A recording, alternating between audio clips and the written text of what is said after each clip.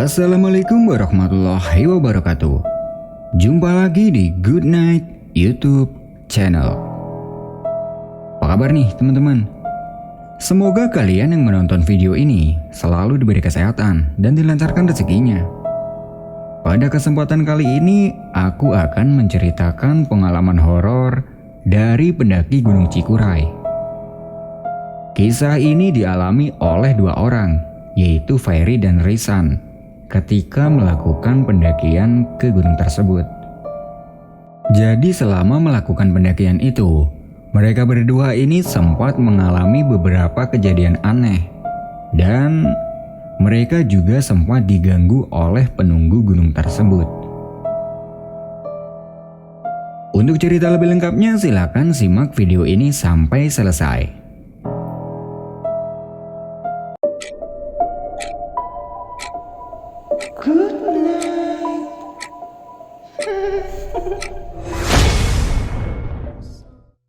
Pagi itu ketika sedang PW di kamar, tiba-tiba Ferry didatangi temannya ke rumah.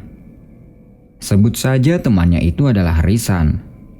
Melihat kedatangan Risan dengan membawa tas carrier, Ferry langsung berpikir, ini anak pasti mau ngajakin daki. Tanpa banyak bertanya, Risan langsung nyamperin Ferry ke kamar. Loh, ayo, alat udah siap semua nih, tinggal berangkat, ucapnya tanpa dosa. Sambil pura-pura tidak tahu, Ferry bertanya, kemana San? Muncak lah, ayo keburu malam. Lah, aku gak ada persiapan apa-apa loh. Pakai persiapan segala, kayak baru pertama kalinya aja naik gunung. Mau daki kemana sih emang? Cikuray, cepetan siap-siap. Yang difikirkan Ferry ternyata benar, bahwa kedatangan Risan itu dengan niat ingin mengajaknya mendaki gunung. Risan memang orangnya suka ceplas-ceplos kalau ngomong, dan selalu begitu kalau mau mendaki, tanpa direncanakan dulu. Katanya, kalau direncanakan jauh hari itu endingnya banyak gak jadinya. Tapi San, aku lagi bokek nih. Tahu sendiri kan aku lagi ngelamar kerja tapi belum diterima. Udah santai aja lu. Akomodasi aku yang tanggung. Wah, kebetulan nih. Daripada nunggu panggilan kerja yang belum tahu kapan dipanggil, mending refreshing ke gunung. Lagian, biaya juga ditanggung Risan kan? Pikir Ferry.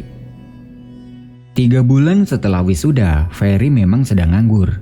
Beberapa lamaran kerja sudah dia sebarkan, tapi belum ada yang menerima. Akhirnya oke lah, Ferry lekas mandi dan menyiapkan peralatan pribadinya. Setelah itu mereka pamit sama ibunya Ferry, kemudian berangkat. Mereka berangkat dengan menggunakan motor milik Risan. Di perjalanan, Risan menghentikan motornya di minimarket untuk membeli logistik. Nah, ketika akan membayar ke kasir, Risan minta tolong pada Ferry untuk mengambilkan dompetnya yang ketinggalan di jok motor. Dan di sini ada sebuah kenyataan yang sangat lucu. Ketika Risan membuka dompet, tidak sengaja Ferry melirik ke dompetnya Risan.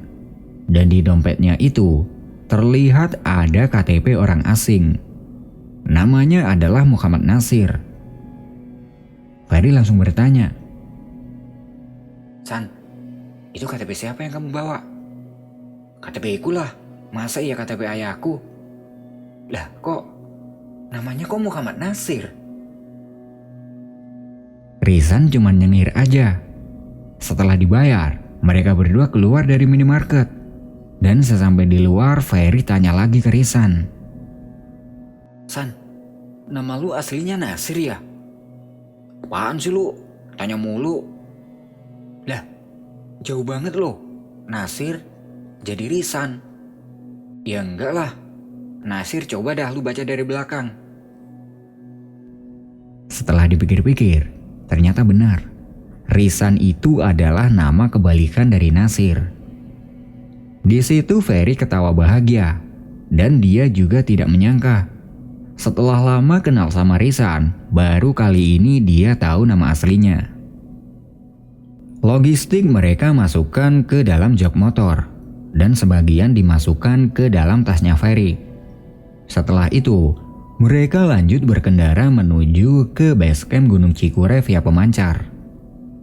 Sesampainya di daerah Cilawu, mereka mampir di rumah temannya Risan. Sebut saja temannya Risan itu adalah Kang Tatang. Karena sebelumnya, Risan sudah janjian sama Kang Tatang untuk berangkat bareng ke base camp. Tapi, Kang Tatang tidak ikut mendaki. Jadi hari itu Kang Tatang ini mau nganterin sekelompok pendaki dari Jakarta.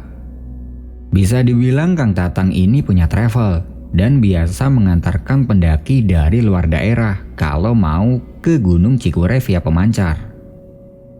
Di situ mereka istirahat sebentar dan Ferry berkenalan dengan Kang Tatang. Motor mereka titipkan di rumah Kang Tatang. Setelah itu, mereka ikut Kang Tatang menuju ke terminal untuk menjemput pendaki dari Jakarta tersebut. Sesampai di sana, ternyata rombongan pendaki asal Jakarta itu sudah menunggu dan mereka langsung berangkat menuju ke base camp. Di perjalanan menaiki mobil jeep, Ferry dan Risan berkenalan dengan pendaki asal Jakarta itu. Mereka ada 6 orang, 4 cowok dan 2 cewek. Untuk namanya, Ferry sudah lupa karena pendakian ini sudah cukup lama, sekitar tahun 2019-an lah. Tapi, ada satu yang dia ingat, yaitu ketua kelompoknya. Namanya adalah Aziz. Sesampai di base camp, mereka packing ulang peralatan dan tidak lupa ngopi di warung. Di situ, Kang Tatang bilang kalau habis ini dia mau balik pulang dulu dan besok dia akan datang lagi ke sini untuk menjemput mereka turun. Setelah packing dan segala macam, Ferry dan Risan bergerak menuju ke pos registrasi bareng dengan rombongan asal Jakarta tadi. Perjalanan menuju ke pos registrasi itu mereka melewati kebun teh yang sangat luas dan pemandangannya cukup memanjakan mata. Sesampai di pos registrasi, terlihat cukup sepi. Hanya ada satu rombongan yang sedang istirahat dan gak tahu rombongan itu udah mau turun atau mau naik. Di situ mereka mengurus registrasi. Setelah itu, Ferry dan Risan berniat untuk memulai perjalanan sekarang juga dan meninggalkan rombongan asal Jakarta tadi. Karena katanya, rombongan itu masih mau istirahat dulu dan berencana nanjak nanti agak sorean. Ferry dan Risan pamit untuk nanjak duluan dan berpesan pada mereka untuk ketemu di atas. Perjalanan dimulai sekitar pukul 12 siang. Di perjalanan, mereka ngomongin rombongan asal Jakarta tadi. San, lu kenal sama rombongan Jakarta tadi? Enggak, mereka kliennya Kang Tatang. Tapi, ngomong-ngomong cewek yang pakai sweater kuning tadi cakep ya? Ingat yang di rumah, katanya bentar lagi mau tunangan lu. Selain kalau ngomong ceplas-ceplos, Risan ini juga orangnya rada kecentilan. Setelah cukup lama berjalan, sampailah mereka di pos 2, sekitar pukul 2 siang. Di situ mereka istirahat sebentar untuk minum dan sebat. Sampai di sini, masih belum ada keanehan. Mereka masih menikmati capeknya pendakian.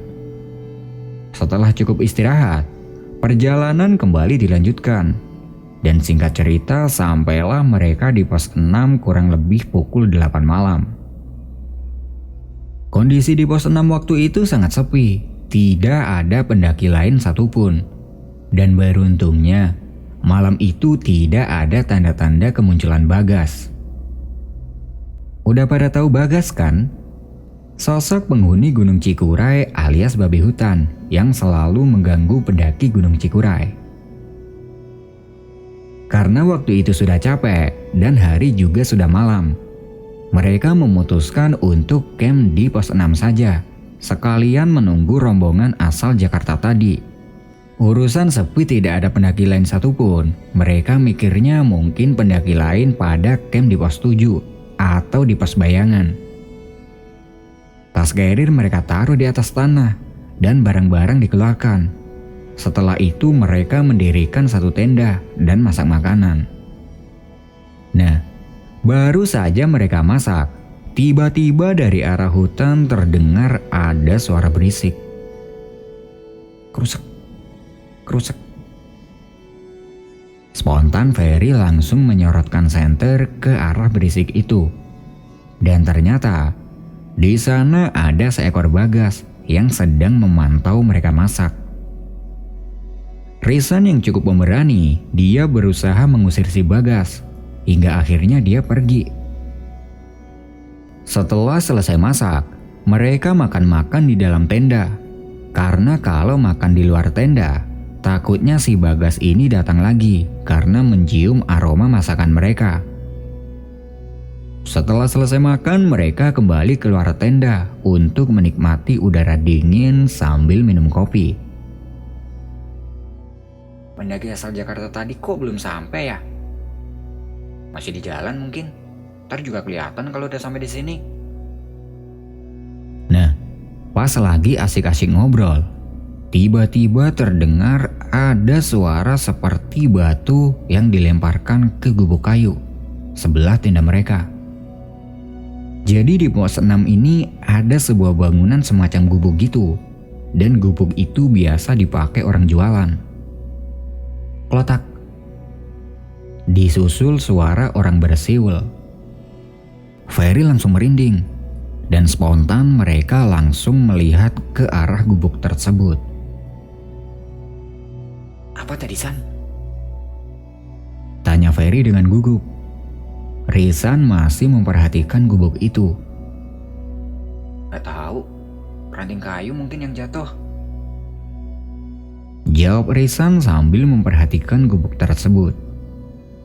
Mereka berdua langsung diam. Jadi mereka berdua ini sebenarnya sudah berpikir ke hal yang horor, tapi saling menutupi.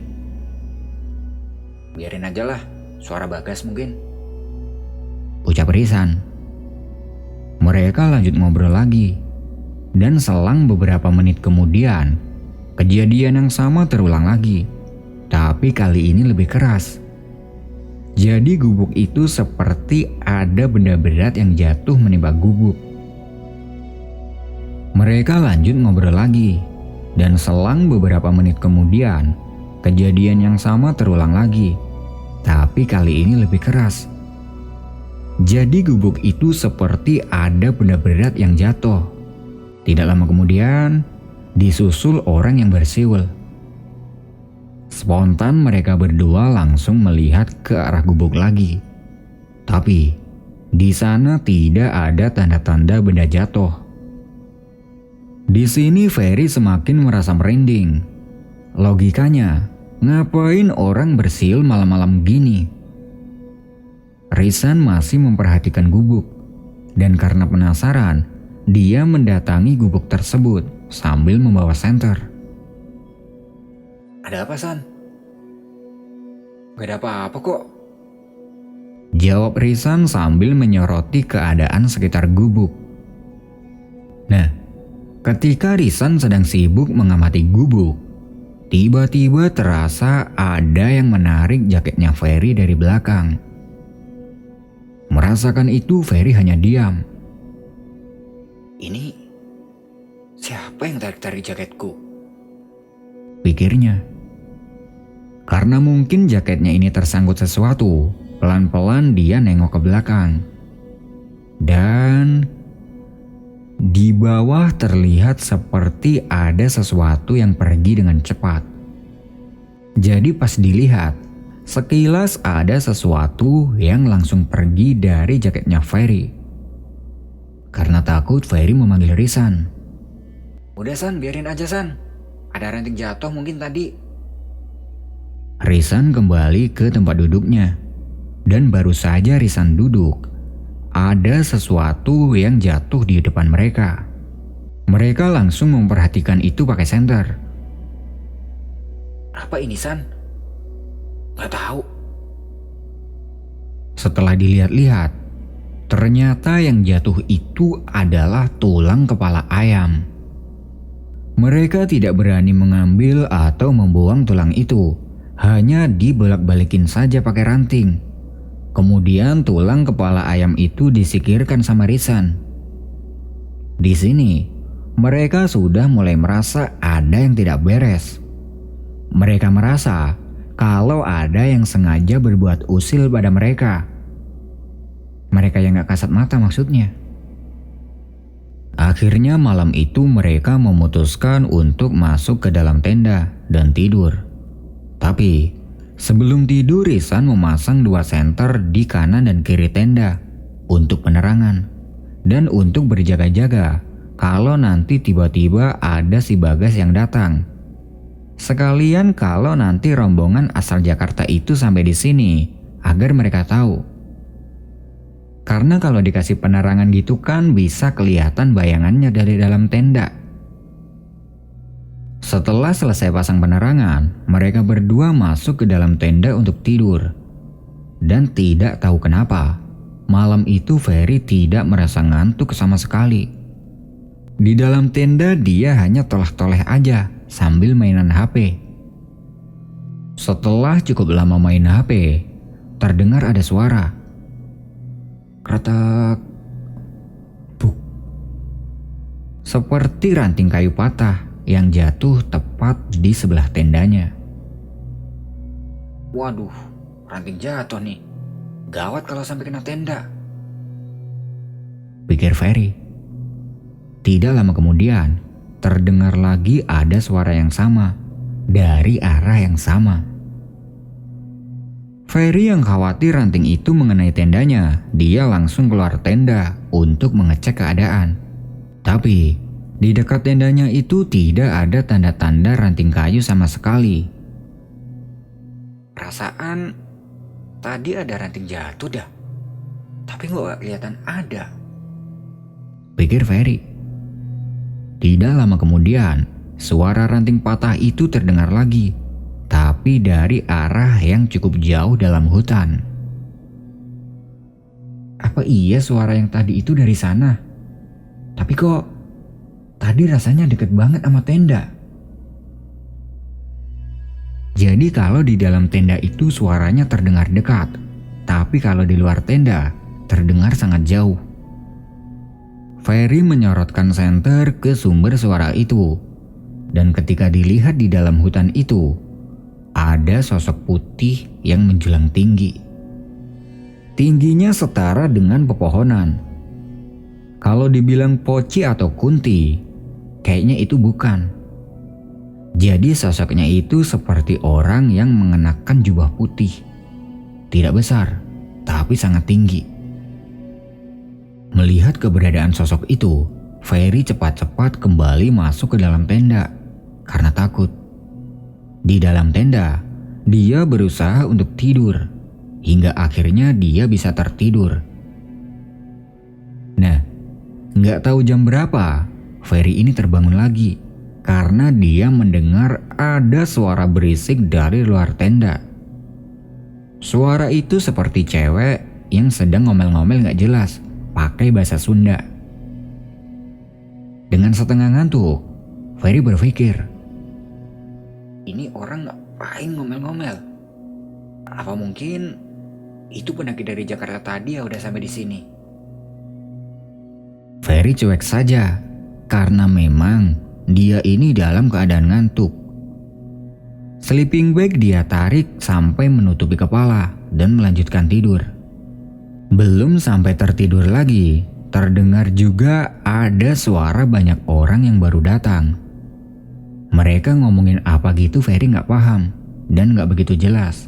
Karena memang posisinya dia ini memakai sleeping bag sampai di kepala.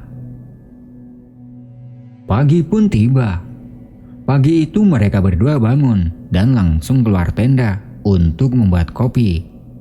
Dan ketika berada di luar tenda itu, mereka masih tidak melihat ada siapapun di pos 6. Fer, pendaki dari Jakarta kok belum sampai sini ya? Apa mungkin mereka lanjut ke pos bayangan? Mungkin. Tapi semalam aku dengar ada pendaki yang datang loh. Sempat ngomel-ngomel juga sih yang cewek. Mereka menganggap mungkin pendaki dari Jakarta itu memang sudah ke atas dan camp di pos bayangan. Pagi itu, mereka langsung berkemas dan berniat memasak sarapan nanti saja di pos bayangan. Karena kalau masak di sini takutnya disikat sama si Bagas. Singkat cerita, sampailah mereka di pos bayangan. Sesampai di sana, ternyata benar, rombongan asal Jakarta kemarin sedang camp di sini. Mereka menghampiri rombongan tersebut yang sedang sibuk masak-masak. Loh bang, camp di mana semalam? Tanya Aziz, selaku ketua kelompok mereka. Kita camp di pos 6 bang. Loh, di sebelah mana? Kok saya nggak ngeliat? Di dekat gubuk, masa ya nggak lihat sih? Gak ada tuh, gak ada kan ya? Tanya Aziz ke teman-temannya. Dan teman-temannya Aziz juga mengatakan tidak melihat ada tenda di pos 6. Di sini mereka bingung. Masa iya nggak ngelihat ada tenda? Padahal letak tendanya itu strategis banget loh. Terus semalam di sebelah tendanya ini juga dikasih penerangan. Karena memang rombongan pendaki itu tidak tahu, Ferry menyenggol Rizan, memberi kode agar tidak membahas soal itu lagi. Ya udah deh bang, kita ikut masak ya. Soalnya tadi belum sempat bikin sarapan. Silakan, sekalian kita samit bareng aja ya. Jawab Aziz. Sambil masak, Ferry berpikir, Ini aneh. Apa mungkin keanehan ini ada kaitannya dengan kejanggalan semalam? nah, akhirnya di sini Rizan ada kesempatan untuk berkenalan dengan cewek sweater kuning kemarin. Dan ternyata dia adalah adik kandungnya Bang Aziz. Dia masih sekolah, tapi terlihat sudah sangat dewasa. Setelah selesai masak dan makan, mereka pun sama-sama jalan ke puncak. Sesampai di puncak, mereka menikmati pemandangan seadanya. Karena siang itu suasana puncak cukup kabut dan itu sudah biasa terjadi di Gunung Cikuray. Tidak lama di puncak, mereka kembali ke pos bayangan dan istirahat sebentar di sana. Setelah itu, mereka sama-sama kembali berjalan turun. Sesampai kembali di pos 6, Aziz bertanya pada Rizan. Semalam camp di mana bang? Di sini kita bang. Masa nggak lihat sih? Orang kita kasih penerangan juga kok. Loh, tapi semalam nggak ada tenda loh di sini. Iya kan? Jawab Aziz bertanya pada teman-temannya, dan teman-temannya pun tidak melihat keberadaan tenda di sini. Fix, ini aneh. Kalau rombongan itu tidak melihat, terus kemana tenda mereka semalam? Akhirnya ya udahlah, daripada pusing mikirin itu, mending mereka bergegas lanjut jalan turun aja. Dan belum jauh meninggalkan pos 6, lagi-lagi si Bagas dan kawanannya beraksi. Mereka dihadang oleh sekumpulan Bagas itu. Sampai-sampai salah satu rombongan dari Jakarta itu naik ke atas pohon, dan ada juga yang hanya diam seperti patung. Dengan peri kehewanannya, Rizan berusaha mengusir para Bagas itu agar tidak mengganggu. Dan beneran, para Bagas itu takut sama Rizan. Hingga akhirnya Bagas dan kawanannya pun pergi dan mereka bisa kembali melanjutkan perjalanan turun. Singkat cerita, sampailah mereka kembali di pos registrasi kurang lebih pukul 4 sore. Sesampainya di sana, ternyata Kang Tatang sudah menunggu di warung. Mereka pun istirahat di warung itu sambil ngopi.